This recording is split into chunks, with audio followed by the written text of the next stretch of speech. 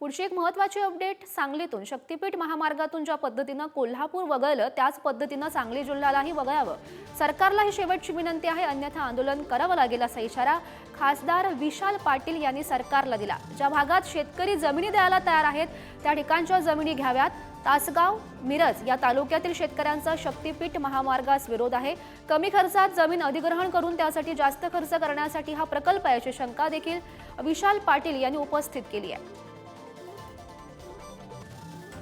जमिनी अधिग्रहण करणे, कमी खर्चात जमिनी मिळाव्या तर त्याच्यावर जास्त खर्च करणे यासाठी हा प्रकल्प आहे का अशी शंका येते।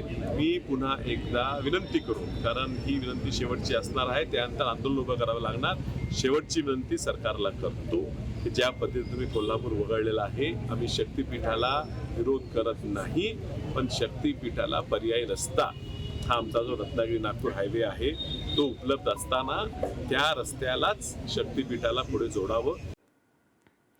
आणि या संदर्भात अधिकची माहिती जाणून घेऊयात। आमचे प्रतिनिधी स्वप्नील पाटील सध्या आपल्या सोबत आहेत।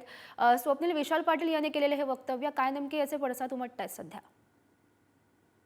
नक्कीच गौरी, आता कोल्हापूर पाठोपाठ सांगलीमध्ये देखील शक्तीपीठ महामार्गाला विरोध होत असल्याचं पाहावयास मिळते।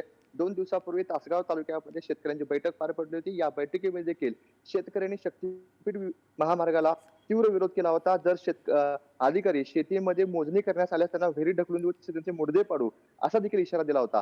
त्यानंतर आता सांगलीचे खासदार विशाल पाटील यांची देखील प्रतिक्रिया समोर आलेली आहे। कोल्हापूर पाठोपाठ सांगलीमध्ये देखील शक्तीपीठ महामार्गाला विरोध असून तो महामार्ग सांगलीतून रद्द करावा अशी मागणी करण्यात आलेली आहे। शेवटची सरकारला त्यांनी विनंती केलेली आहे, कारण सांगलीमधून रत्नागिरी नागपूर राष्ट्रीय महामार्ग जातो। हा महामार्ग शक्तीपीठ महामार्गाला समांतर आहे, त्यामुळे या मार्गाचा वापर करावा। ज्या ठिकाणी शेतकरी जमिनी देण्यास तयार आहेत त्या ठिकाणी शक्तीपीठ महामार्गासाठी जमिनी घ्याव्यात। विशाल पाटील यांच्या मागणीकडे नेमकं कशा प्रकारे बघितलं जातं हे पाहणं महत्त्वाचं असेल। धन्यवाद दिलेल्या सविस्तर माहितीसाठी।